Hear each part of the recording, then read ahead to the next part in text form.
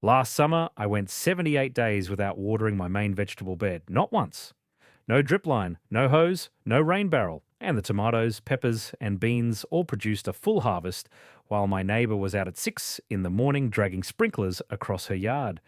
The reason is a mulch recipe published by the USDA in a 1943 Victory Garden bulletin, then quietly dropped from every extension publication after the mid 1950s. I tested it for 2 seasons in my own beds against a standard wood chip mulch. The records don't lie. Stay with me to the end because there's one specific ingredient in the 1943 recipe that almost nobody uses today. And when I ran it as a side-by-side, it was the layer doing most of the work. Here is where this story actually starts. About 4 years ago, a neighbour of mine, not Carol, a different neighbour, was clearing out the house of a retired extension agent who had passed away. He had worked for the Asheville Area County Extension Office from the late 1940s through the early 1980s. There were 2 file boxes of old USDA paperwork headed for the dump, and my neighbour knew I would want to look through them first. I took them home. Most of it was routine, but about a third of the way down the second box, I found a stapled leaflet from 1943, part of the USDA Victory Garden series, originally distributed through the Wartime Office of Civilian Defense Food Production Guidance.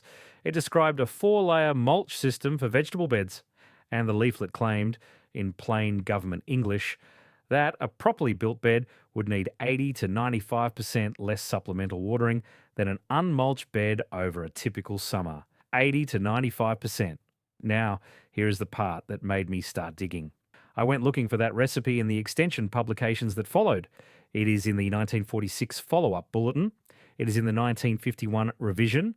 By 1962, every reference to the layered organic system is gone. Erased. In its place, the recommendation is black polyethylene mulch, which was first commercially marketed to home gardeners in 1955 by the petrochemical industry, alongside the 1954 USDA realignment toward commercial agriculture and standardized methods that could be packaged and sold in bags. The materials in the 1943 recipe were free or near free. In wartime, the materials replacing it had to be purchased. That is the suppression. That is what I want to walk you through. All right, let us keep going. The first layer in the 1943 recipe is paper. Specifically, 6 sheets of soaked newspaper or unprinted craft paper laid directly on weeded soil, with every seam overlapping by 2 to 3 inches. The leaflet is very particular about the overlap. If you skip it, light gets through and weed seeds germinate underneath, which defeats the entire system. So you weed the bed clean.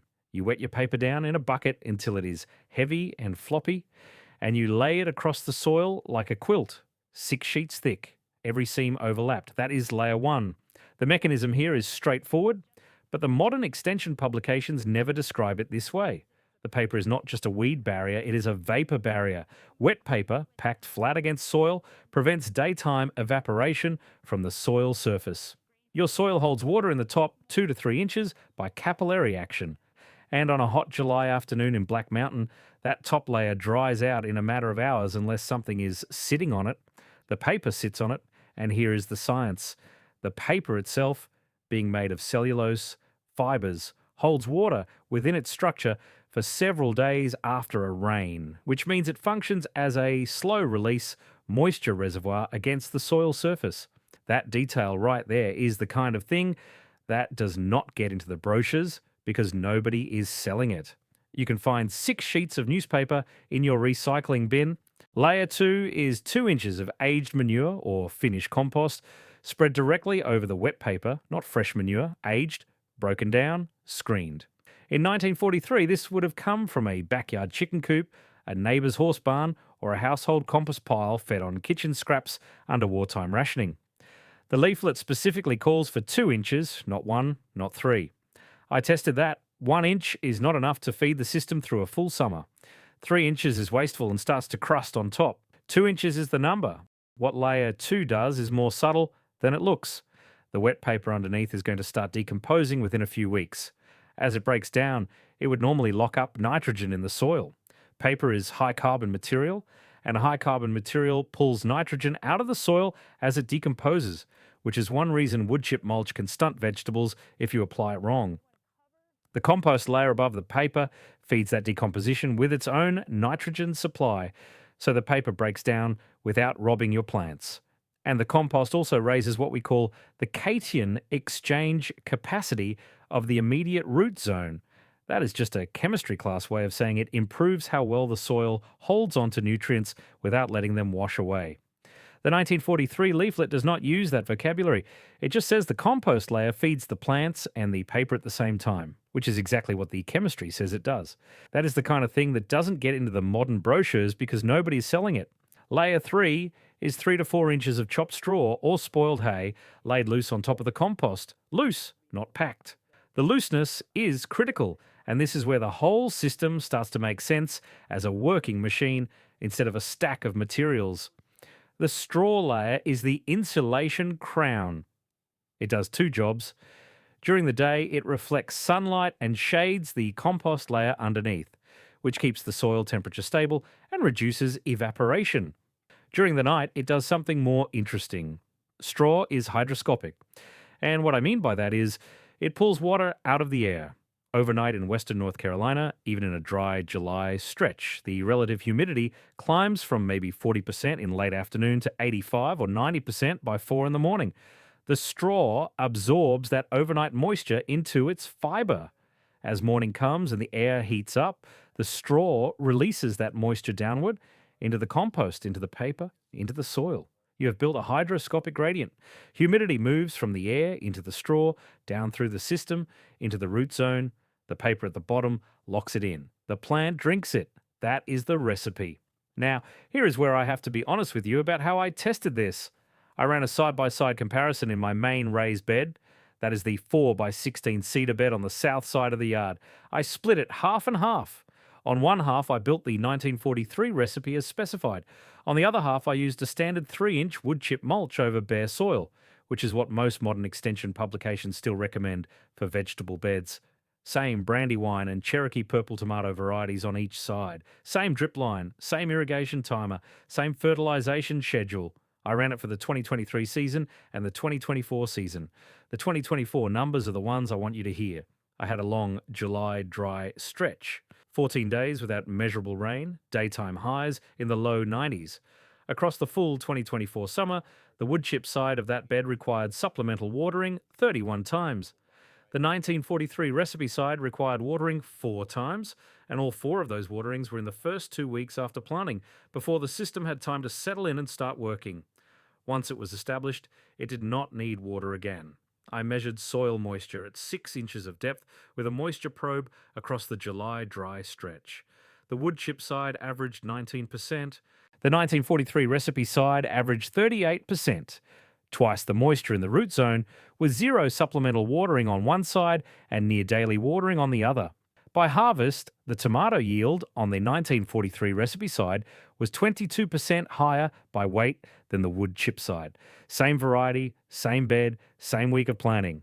The plant doesn't lie, the records don't lie. I want to be honest with you. I won't pretend this was a controlled experiment in the strict scientific sense. The two halves of a bed are not perfectly identical. There is always slope variation, sun angle variation, the kind of small differences that can nudge the numbers either direction. But the gap between 31 waterings and 4 is not a slope variation gap. That is a system gap. That is the recipe working. And I have not told you about the 4th layer yet.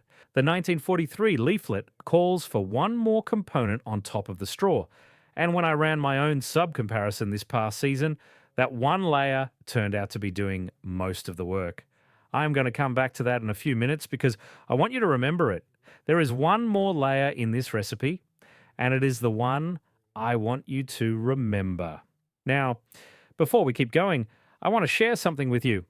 If what I'm walking you through here is making sense, and you are starting to see how much of yield is a measurement problem rather than a luck problem, the 1943 mulch recipe is essentially a passive version of the precision watering system I lay out in Chapter 7 of my book, Steve's 30-Day Maximum Yield Protocol. Chapter 7 is called Water Management for Maximum Yield, and it includes the drip irrigation diagram for raised beds, along with the critical watering periods for each crop. Everything I just walked you through, the full system, is laid out chapter by chapter. The book is $17 at stevesgardenbooks.com. If you're watching this on your television, grab your phone and point it at the QR code on screen. If you're on your phone or laptop, the link is in the description. Take your time pulling that up. I will be right here when you get back. All right, let us keep going.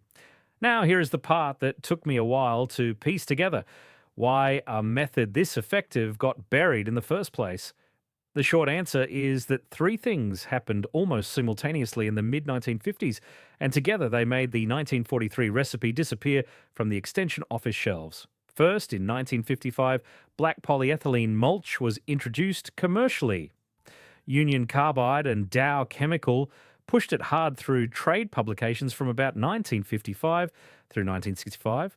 It was clean, it shipped in rolls, and you could sell it in bags at a hardware store. A layered organic mulch system cannot be commodified. Nobody owns straw. Nobody owns aged manure. That detail right there matters. Second, the American wool industry collapsed.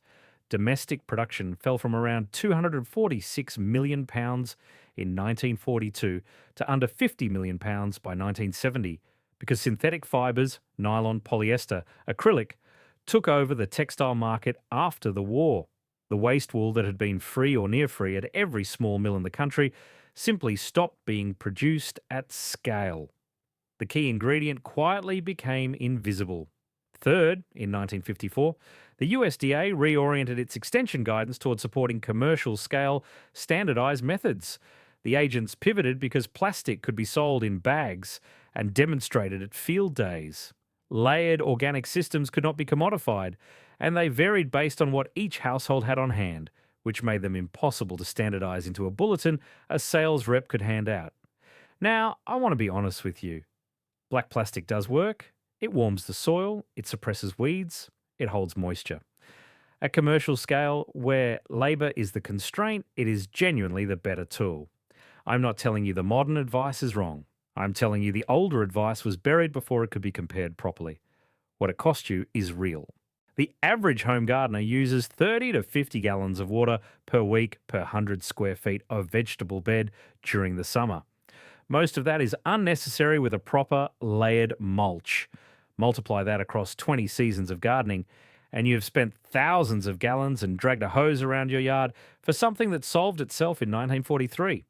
All right, here is the layer I have been holding back. The fourth layer in the 1943 recipe, the one called wool shoddy in the bulletin, pour Bex, it's is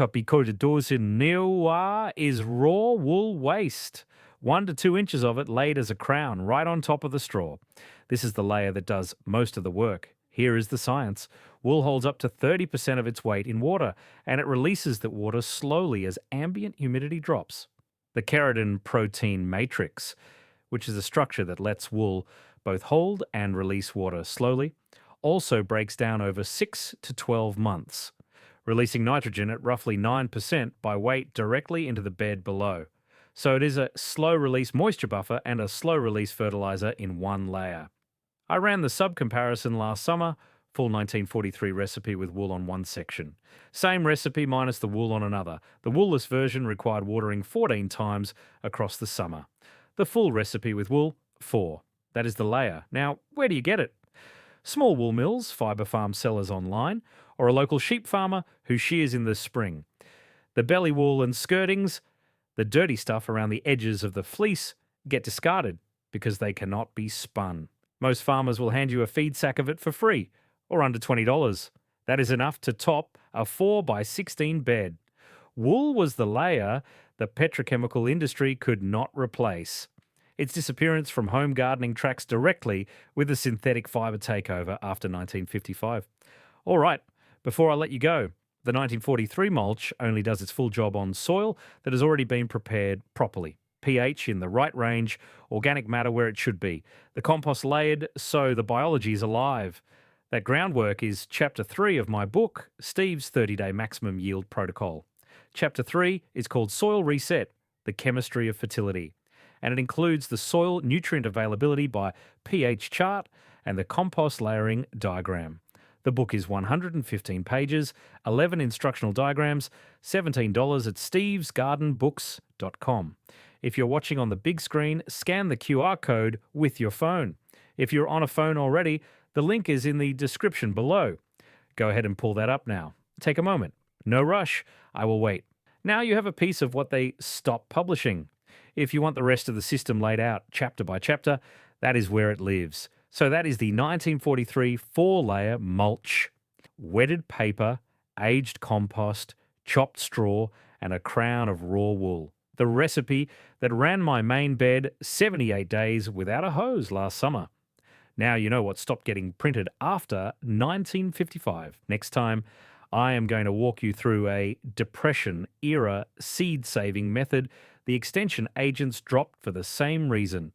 And it is the one that built half the heirloom varieties you can still buy today. All right, that is what I have for you today. I will see you in the next one.